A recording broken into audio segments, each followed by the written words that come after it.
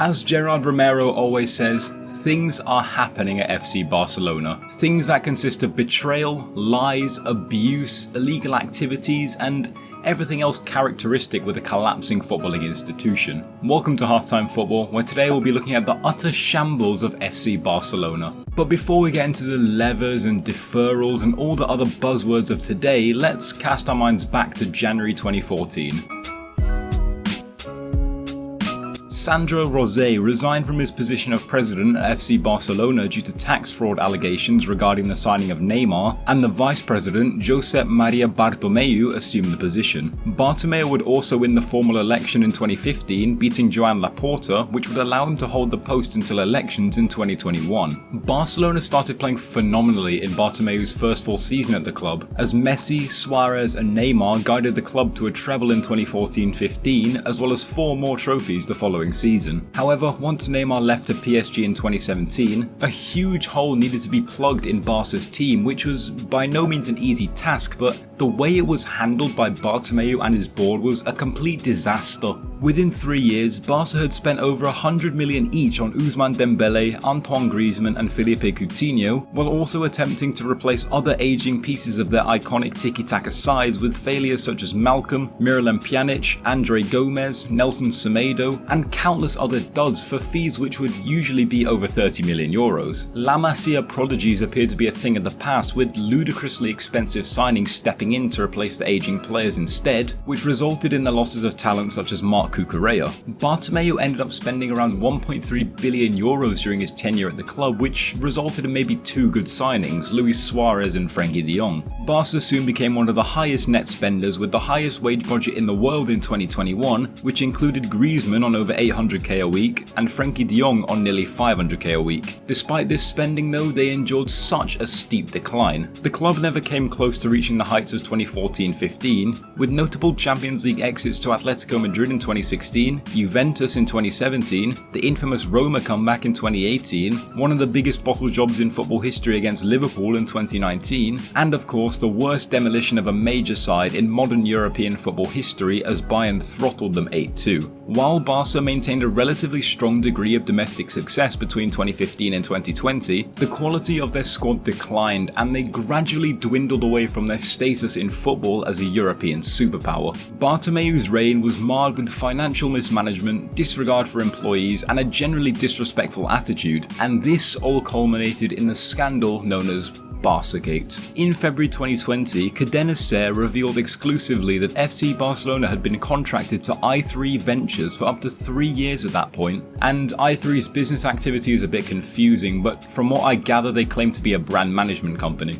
Allegedly, Bartomeu would illegally pay the company to promote his image, while also defaming those of Barca legends such as Xavi, Lionel Messi and Pep Guardiola through profiles on social media, and records show that he paid far too much for these services, with a number of around €1 million being quoted in the accounts at the time it was discovered. Authorities searched Barcelona offices in June 2020 in order to obtain records of contacts with i3 Ventures, as it's alleged that €1 million figure is around 6 times how much the services actually should have cost. This scandal seriously appeared to have legs, as Gerard Piqué ended up saying, "I don't want to get on badly with anyone, but there have been times, like the issue of social networks. As a Barca player, I see that my club has spent money that went to criticising not only people with a historical relationship with the club, but active players, and that is barbaric. I asked for an explanation, and what Bartomeu told me was, 'Gerard, I don't know,' and I believed it. Then, later, we see that the person in charge of hiring those services is still working at the club. Now, in the meantime, while this investigation was ongoing, the Arthur Pjanic swap deal happened, which was apparently found out to have been very illegal. Barcelona suffered that 8-2 defeat to Bayern, Luis Suarez was basically kicked out of the club, and Leo Messi expressed his wish to leave the club due to board mismanagement, which then resulted in Bartomeu essentially holding him hostage. Just a few small spanners in the works there for Bartomeu's board.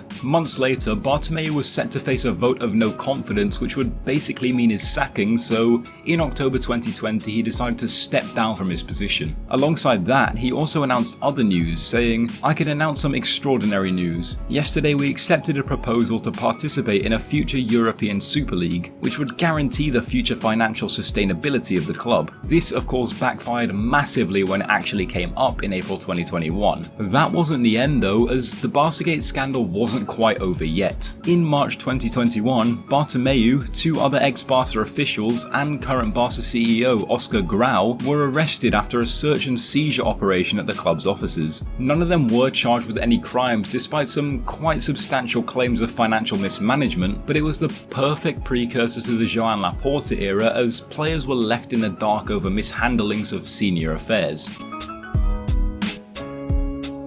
Joan Laporta regained his role as club president in March 2021 following a successful election campaign, returning to the position he was in just 11 years prior. He arrived to a staggering debt of over €1 billion and a wage bill of over €500 million thanks to the disgraceful salary distribution made by Bartomeu and his board, so he had quite the challenge on his hands. The situation was put well into perspective by PSG, who totally humbled the Catalan giants in the round of 16, 5-2 on aggregate, which really showed that despite all the investment, the massive wage bill and all the debt, that Barcelona from top to bottom were a complete and utter shambles. Then it happened, the culmination of all the destruction that Josep Bartomeu had caused. In early August 2021, Lionel Messi seemed almost certain to sign a new contract with Barca despite his demands to leave a year prior and the fact that he was now a free agent. However, a statement from Barcelona came out just hours after it seemed like Messi would put pen to paper, which stated that Lionel Messi, the greatest player in Barcelona history, would not legally be able to sign a new contract even with a massive salary reduction due to La Liga restrictions. Messi simply would not have been able to be registered at Barca due to something in Spain called the salary limit, where La Liga chiefs determine the total you're allowed to spend on incomings and wages by subtracting sporting expenses and debt repayments from your total revenue. The pandemic, coupled with Barca's disgraceful financial situation, made their salary limit drop from around €380 million in 2020 to just 97 million a year later, which largely came due to staggering losses of €550 million reported during the 2021 season. Barcelona needed to get rid of over 280 million worth of wages to even register Messi, who was supposedly earning half of that figure per year before his contract expired, but due to a window marred by worldwide financial struggles as clubs adapted to the pandemic, they had no chance. Interestingly though, a few days prior, Barca rejected private equity money as La Liga signed a deal to sell 8.2% of their media rights to CVC Capital Partners in a deal worth nearly €2 billion, which certainly would have aided Barca's renewal of Messi's contract. Presumably though, they opted out because it would have legally binded them to La Liga for the next 50 years, meaning they can't break away and make their own Super League whenever they want. Bottom line though, Messi went to PSG and a new era was upon Barca, and one that was frightening to say the least. Barca could only turn to signing out of contract players last summer, and they acquired the likes of Sergio Aguero, Memphis Depay and Eric Garcia, but then another problem arose. Despite the massive relief of Messi leaving and his salary no longer being on the books, they were still way over their maximum salary cap. This didn't mean they weren't allowed to spend anything though, because in Spain there's a weird rule called the 1-to-4 rule. Basically, if you get new income or reduce some wages, you're only allowed to spend 25% of that, as you've proven you're quite untrustworthy in the market. This is basically employed as a safety net so you'd have to sack all your staff when you go over the salary cap. Anyway, because of this, Barca now had to raise 4 times what they actually needed to register their new signings, and thus began a mass exodus. They were forced to sell Emerson Royal, who they just signed, albeit for an 11 million profit, which was a clever move, as well as Jean-Claire Todibo, Carlos Alenya, Mateus Fernandez, Juan Miranda and Junior Firpo, as well as loaning out heavy earners Miralem Pjanic, Antoine Griezmann and Francisco Trincao. Gerard Piqué also cut his 38 million per year salary in half, while Jordi Alba and Sergio Busquets later accepted pay cuts. Players also accepted a deferral of their wages, or to receive their wages at a later date, which has caused some controversy, but we'll get onto that later. Later on in the winter window as well, Barca brought in Pierre-Emerick Aubameyang and Dani Alves for free, Adama Traore on loan, and perhaps most surprisingly, Ferran Torres for €55 million in installments, though the first one wasn't actually due till the following window. They can also legally spread the payments of Ferran's transfer over his 4.5-year contract, so only a ninth of the actual fee went into last season's accounts. They also offloaded Philippe Coutinho, Youssouf Demir, and they were without Sergio Aguero's wages due to his retirement, which allowed these signings to happen. Great, Barca were out of trouble, right? Nope, that would be incredibly wrong. See, if you can recall earlier, I mentioned that their salary cap for 2021 was at 97 million euros. Well, in March 2022, another La Liga audit gave Barca their salary cap for summer 2022, and somehow it was a grand total of negative 144 million euros. Negative, the only team in the top two divisions of Spain to accomplish such a feat. Then again, as I mentioned earlier, and as we've seen this summer, it doesn't necessarily mean they can't sign any players. All it meant was that Barca had made far more losses than the La Liga estimation, and they obviously aren't going to meet a negative cap, meaning they once more have to adhere to the 1-4 rule. Fortunately for Barca though, a slight relaxation in the 1-4 rule means that in any case where a saving is over 5% of the team's current budget, then you can spend 33% of what you make rather than 25%. From what I could gather, any sort of saving, investment or revenue that comes in that's over 40 million euros, they can use a third of that instead of a quarter. Either way, it was a huge surprise when news started emerging early on this summer that Barcelona would mysteriously have a budget of 200 million euros to spend on a total of around 8 players, all while debts were still insanely high. So how on earth are they doing this? Well, there's quite a few tactics, and the first one that I'll go over is what Joan Laporta has referred to as economic levers, a term that's confused me and millions of other football fans over the past 2 months. In the context of FC Barcelona, a lever is an asset sale which can be triggered to sort of ease the financial state of the club a little bit. The first of these levers was to sell up to 25% of Barcelona's La Liga TV rights for the next 25 years, and an American firm called Sixth Street initially bought 10% for around 267 million euros. Later, they decided to pounce on the remaining 15% up for grabs for around 315 million, taking their total investment up to 582 million euros for 25% of Barcelona's La Liga TV rights for the next quarter of a century. Other sources have also quoted this figure at 517 million euros, 480 million euros, only the top dogs at Barca know for sure. Either way, Laporta claimed that these levers meant that Barca no longer had to adhere to the 1-4 rule, and they could now spend every penny that was invested in them or that they saved. The third lever was then triggered, which came in the form of selling 24.5% of Barca Studios to Socios.com. This deal would net them a total of 100 million euros, which was meant to allow them to register players, but more on that later. The fourth and final lever thus far came in the same region, as Orpheus Media also purchased a 24.5% stake in Barca Studios for the same fee of 100 million euros, meaning that 49% of that sector has now been sold off, which was previously approved at a Barca board meeting. Other deals to raise finance include the naming rights deal with Spotify, which will net them a reported 70 million a season, and Barca are still considering selling off half of their merchandising and licensing branch for a reported 300 million euros. That's all for now in terms of asset sales, so let's quickly take a look at their next tactic, which is amortization. In this case, amortizing assets such as players means spreading their transfer fees across the lengths of their contracts. This is precisely what I was talking about when I mentioned how Barca signed Ferran Torres. Instead of 55 million plus his 6 million yearly salary being reported on the accounts, they've decided to spread that 55 million across his 4.5-year contract, so they'll instead pay 10 million per year,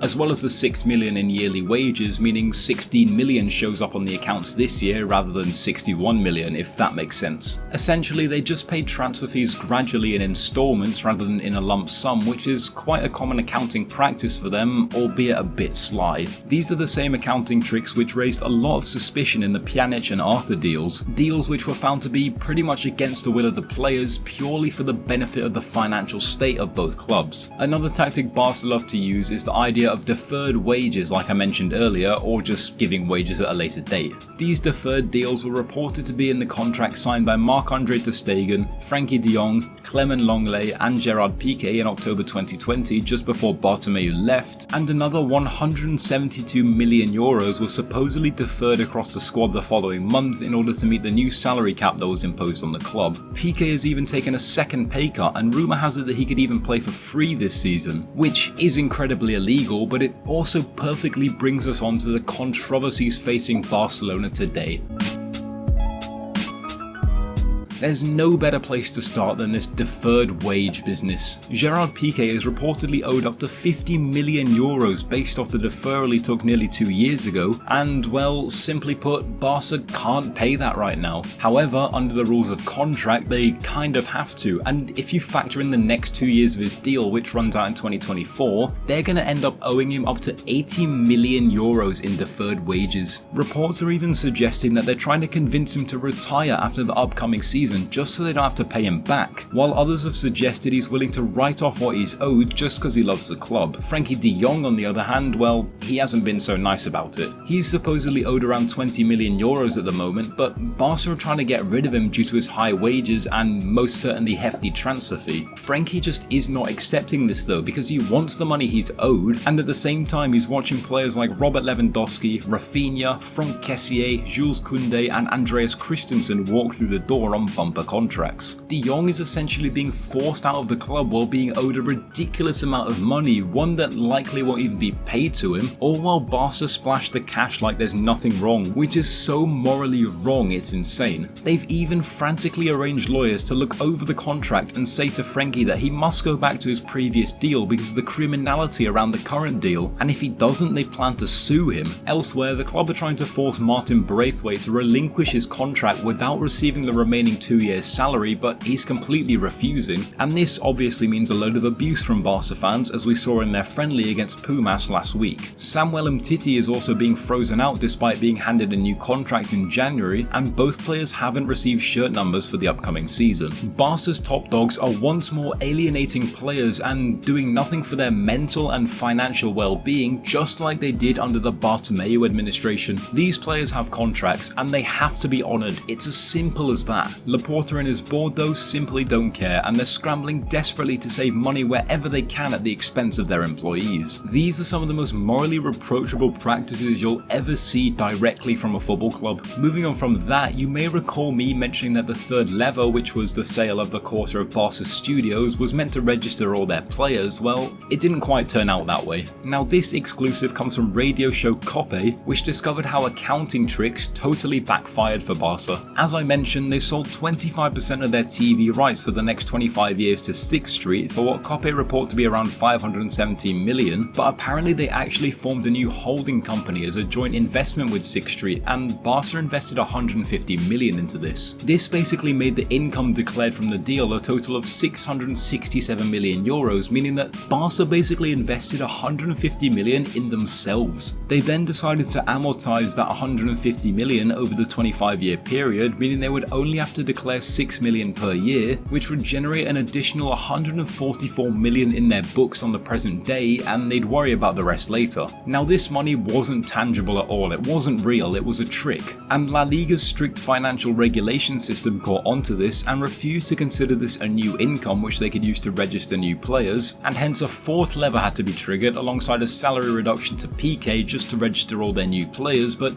even now, Jules Koundé still isn't registered. What's even worse is that Barca have to pay capital gains tax on that 150 million, which is estimated to be around 35 million euros. So they basically now owe the government a massive amount of money for a completely failed accounting trick. Fortunately for them though, as soon as they move on the likes of Braithwaite, De Jong and Umtiti, they should be able to register all their players, but for now they've completely got egg in their face.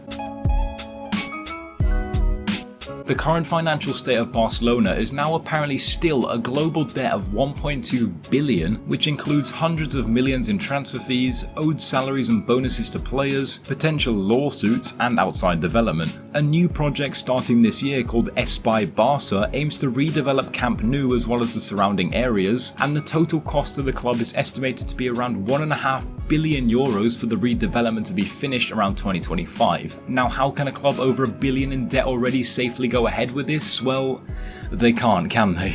A 1.5 billion loan is being taken out from Goldman Sachs in order to fund this project, which is estimated to bring in an additional 200 million a year through various sources of income, but there's obviously no guarantees for this. It's quite bad when ex-CEO Ferran Reverter, who was in charge of brokering the deal, now says that the institution should seriously reconsider loaning such an amount to Barcelona due to their possible inability to pay it back. Nonetheless, Barca will still be over $1 billion in debt for the foreseeable future, and depending on how how this loan goes, as well as other economic situations such as their levers and their pitch performances, they could absolutely smash records of debt in football. Couple this with the part sales of Barcelona companies like Barca Studios, the sales of TV rights, and even the possible sale of licensing and merchandising, and well, it's quite hard to look past the fact that things could get very, very messy for Barca in the coming years. Laporta is forfeiting future revenues in exchange to save the club in the present day, but unless he does some really shrewd economic dealings, in my opinion, I think the situation could become unsavable at some point. I think Laporta's quite clever and he knows what he's doing in terms of reducing expenses, but